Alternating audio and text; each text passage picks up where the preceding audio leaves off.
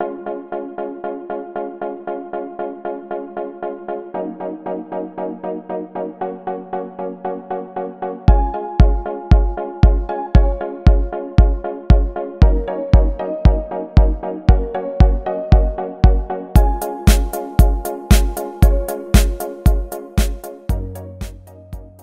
you're going to look for when you're setting up the deadlift is you're going to pretty much break it down into 7 steps. So first thing, shins are going to be about 1 inch away from the bar. Then you're going to come down and grip, choosing whatever grip you choose. Once you have that grip, I'm using a mixed grip, you're going to drive your shins into the bar, squeeze your shoulders, making sure your back is nice and flat. Take the tension out of the bar by locking in the lats.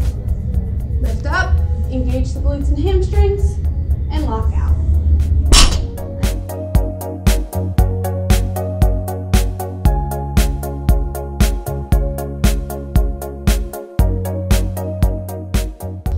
Alright guys, so to start off, we're going to talk about your hamstrings and the role that they play in the deadlift. Your hamstrings, along with your glutes, are your prime extenders. So they help you extend at the hips and get that lockout position that you need to complete the rep. So having strong and mobile hamstrings are going to lead to a greater deadlift or a stronger deadlift. First one we're going to do is going to be a banded good morning. So Shannon's going to go through the banded good morning. Place the band, feet right in the middle, about hip distance apart there. Go. Up around the neck, not right on the neck, make sure it's nice and on the shelf there. She's going to come up and stand at full extension, and then she's going to hinge back into her hips while bending the knees slightly to load the hamstrings. Once they're loaded, she's going to extend at the hips, nice and tight. Notice how she's not pushing her hips way forward. She's locking out in a neutral spine. She's also keeping her shoulders pulled back. Her back is flat.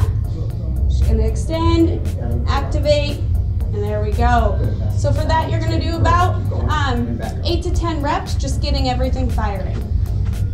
So the next exercise we're going to do is going to be to help stretch out and mobilize the hamstrings, and these are called bootstraps. So for this, you're going to get into a squat position like this. You're going to take your hands, put them underneath your feet. Yeah, you guys can try it with me. Sit back into it, and then you're going to stretch all the way back. You should feel this right behind the knees in the mid hamstring there. Go back down, and all the way back up. If you can't straighten your knees all the way, it's okay to have a little bit of a bend as long as you're still feeling it within the hamstring.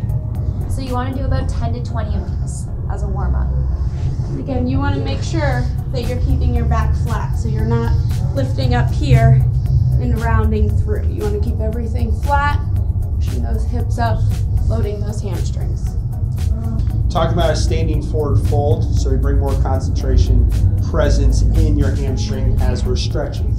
All right, so what I want to do to change this up, especially if your hamstrings are feeling pretty tight the day that you're going to do deadlift, take your feet about hip width distance apart. So with the feet hip width distance apart, fold from here. All right, as you can see, there's some rounding in the lower back. For us, or for what I want you to concentrate, slightly bend your knees. Now imagine your tailbones lifting forward and up to bring a little more neutrality through your spine.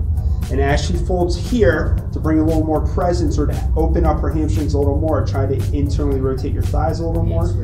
Perfect. Awesome. Inhale, come on up. So the idea, just to show, we want to hinge from our hips. As we hinge, we keep a nice neutral spine, internal rotation of your thighs. If you're right here, as long as I'm looking for you feeling your hamstrings right here. If you're right here, that's good. If you're here, that's good too. But the goal is bringing it more to the meaty part of your hamstrings.